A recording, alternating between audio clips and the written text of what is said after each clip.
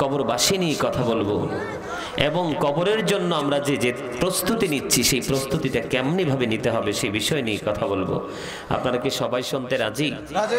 সবাই? কারণ সবার এই বিষয়গুলো জানা খুবই, আমি মনে করি খুবই জরুরি, খুবই প্রয়োজন। কেন প্রয়োজন জানেন? এই তোমরা নিচে বসো না, তোমরা দুজন নিচে বসো। এই যে মুরব্বীরা তোমাদের পাশে বসে আছে, এইভাবে নিচে বসো। এই তো চেয়ারগুলো সরিয়ে দাও। মুরব্বী মানুষ, আমিও যদি পারতাম নিচে বসে বসে ওয়াজ করতাম, কিন্তু সম্ভব না তো, ঠিক কিনা বলেন? সম্মানিত উপস্থিতি, এখনো যারা বাহিরে ঘোরাফেরা করছেন তাদেরকে বলবো আপনারা জান্নাতের বাগানে চলে আসেন। একটু সময় এদিকে জায়গা আছে, আপনারা সবাই এসে জান্নাতের বাগানে এসে বসুন। কথা বলবেন না, দয়া করে কি কথা বলবেন না? আমি আমার আলোচনায় যাচ্ছি। সম্মানিত উপস্থিতি, আমাদের কবরে যেতে হবে, এটা তো সত্য। এটা কি বিশ্বাস অবিশ্বাস করা যাবে? যখন তোমার কেউ ছিল না তখন ছিলাম আমি, এখন তোমার সব হয়েছে, পর হয়েছে আমি। যখন তোমার কেউ রবে না রব শুধু আমি, আমার কাছে আসতে হবে মনে রেখো তুমি। ঠিক কিনা বলেন? কাগজ কাটি কারি ঘুড়ি বানাকার উড়াতা হ্যায় আসমান মে, घुड़ी बेचारा किया करेगा रशी मौला का हाथ में। ठीक किना बोलेन? কথা কি বুঝে আসছে? এটা আমি আপনাদেরকে ভেঙে বুঝিয়ে দিলে তাহলেই বুঝতে পারবেন। সম্মানিত উপস্থিতি, এই যে আমরা পাশাপাশি বসে আছি, একজন আরেকজনের পাশাপাশি বসে আছি, আপনারা আমার সামনে বসে আছেন, একজন আরেকজনের পাশাপাশি বসে আছেন, এটা কিন্তু একটা মানুষ। ঠিক কিনা বলেন? এই মানুষের ভিতরে আরেকটা মানুষ আছে। যেহেতু কবর নিয়ে আলোচনা করব, শুরুটা এইভাবেই করতে চাই।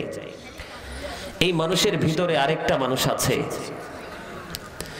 ওই ভিতরের মানুষটা যদি না থাকতো তাহলে আপনি আমি থাকতাম না। সেটা কেমনি আমাদের মধ্যে জোড়া লাগলো? দয়া করে কি কথা বলবেন না? আপনারা যারা এসেছেন তাতেই সন্তুষ্ট। কারণ প্রেম না করতে, প্রেম যদি অন্তরে না থাকে তাহলে প্রেমের মজা কি বোঝা যায়? কথা বলেন। আল্লাহকে চিনতে না পারলে আল্লাহর গোলামির মজা তো কখনোই কেউ বুঝতে পারবে না। লবণ ছাড়া যেমন খাবার স্বাদ হয় না, তেমনি প্রেম ছাড়াও কেউ সফল হতে পারে না। সম্মানিত উপস্থিতি, মজা তো বুঝতে হবে এটা কি, এই জায়গাটা কি, এটা বুঝতে হবে। যতক্ষণ না পর্যন্ত আমাদেরকে আল্লাহ বোঝার তৌফিক না দিবে ততক্ষণ পর্যন্ত এই জান্নাতের বাগানে আসা আমাদের পক্ষে সম্ভব হবে না। বাহিরের মানুষ, এই যে আমরা পাশাপাশি বসে আছি, সংক্ষিপ্তভাবে বলবো, এই বাহিরের মানুষের নাম আল্লাহ কোরআনে কখনো বলেছেন নাস, আবার কখনো বলেছেন ইনসান। একটু মন দিয়ে শুনবেন। কি? কখনো বলেছেন নাস, আবার কখনো বলেছেন কি? ইনসান। আমরা বাঙালি, আমাদের মাতৃভাষা বাংলা ভাষা, এজন্য আমরা এই মানুষটার নাম রেখেছি মানুষ। ঠিক কিনা বলেন? আরো জোরে। ইংরেজ যারা, যাদের মাতৃভাষা ইংলিশ, ওনারা সংক্ষিপ্তভাবে নাম রেখেছে, কখনো বলে ম্যান, আবার কখনো বলে পারসন। ঠিক কিনা বলেন? এটা হলো বাহিরের মানুষের সংক্ষিপ্ত পরিচয়। ভিতরে আরেকটা মানুষ আছে, সেটার নাম হলো অচিন পাখি। আসতেও কেউ দেখেনি, যেতেও কেউ দেখবে না। এসেছে কিভাবে সেটাও সৃষ্টির কাছে অজানা, আবার যাবে কিভাবে সেটাও সৃষ্টির কাছে অজানা। এটা কারো বোধগম্য নয়। ঠিক কিনা বলেন? সে মানুষের নাম আল্লাহ কোরআনে রেখেছেন রূহ। কি? রূহ। আমরা বাঙালি, আমাদের বাংলা ভাষায় এটাকে বলা হয় আত্মা, আর ইংরেজরা এটার নাম রেখেছেন soul. Say the soul is the word of my Lord, মৌলির রূহ মিন আমরি রব্বি। আত্মাটা হলো আল্লাহর নির্দেশ। ফার্স্ট টেন্স আলমে আরোহা, প্রেজেন্ট টেন্স এই পৃথিবী, ফিউচার টেন্স আলমী বর্জুক থেকে একেবারে ফাইনাল ডিসিশন না নেওয়া পর্যন্ত সেই জীবন। তাহলে এখন বিষয় হলো মূল কথা যে আপনার আমার আসল সত্তা হলো আপনার আমার আত্মা। কি আপনার আমার আসল সত্তা কি? দাদা বলেন, আপনারা বলেন। এই পাশের দুই পাশের উপস্থিতি এবং স্টেজের উপস্থিতি অত্যন্ত চমৎকার। কথা বলেন, মানুষের আসল সত্তা কি? তার আত্মা, তার বাস্তব রূপ। আপনার আমার ইন্তেকালের পরে আপনার আমার নামের আগে একটা শব্দ যুক্ত হয়ে যাবে, সেটা হলো মরহুম। মরহুম আব্দুল খালেক, মরহুম আব্দুল মালিক। এখন আর তখনের মধ্যে পার্থক্য কি? এখন আমরা হাত পা নেড়ে চেড়ে কাজ করতে পারি, কথা বলতে পারি, কারণ ওই যে পাখি ভিতরে আছে। কিন্তু যখন পাখি বিদায় নেবে, অচিনপুরে চলে যাবে, অচিন দেশে চলে যাবে, তখন কিন্তু আপনার আমার কোনো স্বাধীনতাই থাকবে না। তখন আই এম ডেড, আমি মৃত, ইউ আর ডেড, আপনারাও মৃত। ঠিক কিনা বলেন? তাহলে যেহেতু আমাদের এই যে একটা ডিভাইড হওয়ার যে সম্ভাবনা রয়েছে দেহ এবং আত্মা এই দুইয়ের মধ্যে, তাহলে সেই জায়গায় কিন্তু আমাদেরকে যেতে হবে। কথা বলেন, যেতে হবে কিনা? সেখানে না গিয়ে কি বাঁচার কোনো রাস্তা আছে? সেখান সম্পর্কে আল্লাহ রাব্বুল আলামিন পবিত্র কালামুল্লাহ শরীফে, কোরআন শরীফের 30 পারায় সূরা ইনফিতরের মধ্যে বলেছেন, وَإِذَا الْقُبُورُ بُعْثِرَتْ عَلِمَتْ نَفْسٌ مَا قَدَّمَتْ وَأَخَّرَتْ। আওয়াজটা কিন্তু চমৎকার হয়নি। বুদ্ধিমান মানুষ একটু বললে বাকিটা বুঝতে পারে, ঠিক না?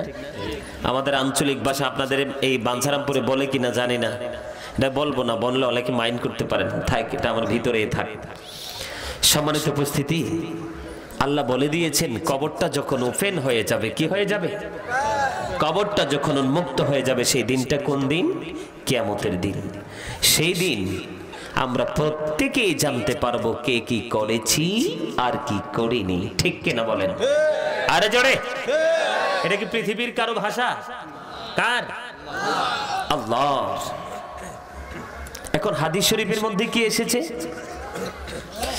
আল কবারু রওজাতুম মির রিয়াদিল জান্নাতি আও হুফরাতুম মিন হুফারিন নার।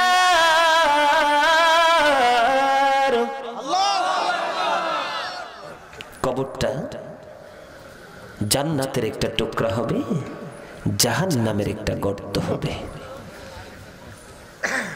কি চান? জান্নাত নাকি জাহান্নাম? জান্নাত। সবাই জান্নাত।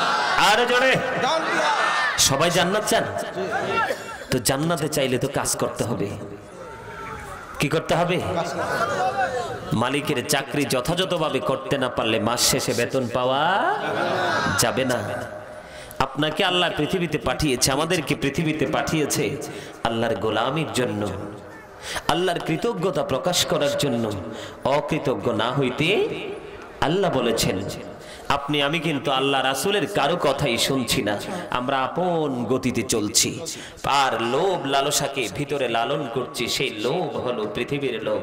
পৃথিবীর লোভ কখনোই ভালো নয়। পরকালের লোভ করা হলো আমাদের জন্য নিয়ামত। বন্ধুরে আমার, এই পৃথিবীর মানুষগুলো কবরকে সম্মান করতে জানে না। সুন্দর করে করে ঘর বানায়, সুন্দর করে করে বন্ধ বাড়ি বানায়। এত চমৎকার বাড়ি দেখলে চোখটা জুড়িয়ে যায়, কিন্তু বাড়িটা কমপ্লিট করার পরে থাকতে পারবো কিনা সেটা সৃষ্টি জানে না। ঠিক কিনা বলেন? ও বন্ধু, চিরস্থায়ী ঠিকানা হলো কবর। এই কবর নিয়ে বান্দারে কোনো চিন্তা চেতনা নাই। চিরস্থায়ী কবর, এই কবরের মধ্যে অনন্তকাল আমাদেরকে থাকতে হবে, সেই দিকে আমাদের বন্ধু কোনো নজর নাই। হাদিস শরীফের মধ্যে এসেছে, আল্লাহর নবী বলেছেন, আজকে আমাদের উপস্থিতি দেখে বলছি বন্ধু, আমার মা, চাচি, দাদি, খালা, ফুফু, আত্মীয় স্বজন অনেকেই কবরে পড়ে আছে। আমরা তাদের খোঁজ খবর রাখি না, আমরা তারা কেমন আছে সেই তালাশ করতেও যাই না। অথচ আল্লাহর হাবিব বন্ধু জানিয়ে দিয়েছেন, কোন সন্তান যদি প্রত্যেক জুমার দিন তার আপনজন বাবা মার কবরের পারে গিয়ে জিয়ারত করে, প্রত্যেক জুমার দিনে যদি তার সন্তান পিতামাতার কবরের পারে গিয়ে জিয়ারত করে, আল্লাহ রাব্বুল আলামিন খুশি হয়ে ওই সন্তানটাকে ওই পিতামাতার বাধ্য সন্তান হিসাবে গ্রহণ করে নেয়। কথা কি বুঝতে পারছেন? এখন আপনারা মনে মনে ভাবতে পারেন যে মা বাবার বাধ্য সন্তান না হলে কি হবে? মা বাবার বাধ্য সন্তান যদি না হতে পারেন বন্ধু, রাসূলের প্রিয় সাহাবী আলকামার মতো হবে, মৃত্যুকালে জবান দিয়ে বন্ধু কালেমা বের হবে না। ও বন্ধু, এই পৃথিবীর বুকে মানুষ, বিশেষ করে গ্রামে গঞ্জে দেখা যায়, শীত যখন আসে গাছের পাতাগুলো শুষ্ক হয়ে ঝরে পড়ে যায়, তখন এই অনেক মা বোনের আছে ঝাড়ু নিয়ে কবরে যায়। আসেনি? অনেক মা বোনের আছে ঝাড়ু নিয়ে পাতা কুড়িয়ে আনার জন্য যায়। অথচ হাদিস শরীফ খুলে দেখলাম আল্লাহর নবী বলেছেন, একজন মানুষ আগুনের উপর বসবে, আগুন তার সমস্ত শরীরের পোশাকগুলো পরে ছাই করে দিবে। পোশাকগুলো পরে ছাই হয়ে স্কিনের মধ্যে যখন আগুন টাচ করবে, বডির চামড়া পরে পরে বন্ধু ছাই করে দেবে। এটা একটা বান্দার জন্য অনেক উত্তম, একটা কবরের উপর বসার চাইতে। জোরে বলেন না আল্লাহু আকবার, আর জোরে বলেন আল্লাহু আকবার। আমার কথাটা কি বুঝতে পারছেন? আগুনের চুলোর মধ্যে গিয়ে আগুনের মধ্যে পুড়ে সমস্ত শরীর পুড়ে ছাই করে দাও বন্ধু, অনেক উত্তম একটা কবরের উপর বসার চাইতে। এখন আপনারা বলেন, আল্লাহ রাব্বুল আলামিন কবরবাসীর ইজ্জত দিয়েছে না তাদেরকে বেজ্জত করেছে? এত বেশি ইজ্জত করেছে, ওই ইজ্জতের দিকে নজর দিয়ে যদি বন্ধু আপনিও কবর জিয়ারত করতে পারেন, কবরের পার বেশি বেশি যেতে পারেন, তাহলে আপনার আমার দিলটা বন্ধু নরম হয়ে যাবে। আহারে কবর, এটা তো আপনার আমার জন্য বন্ধু বরাদ্দ আছে।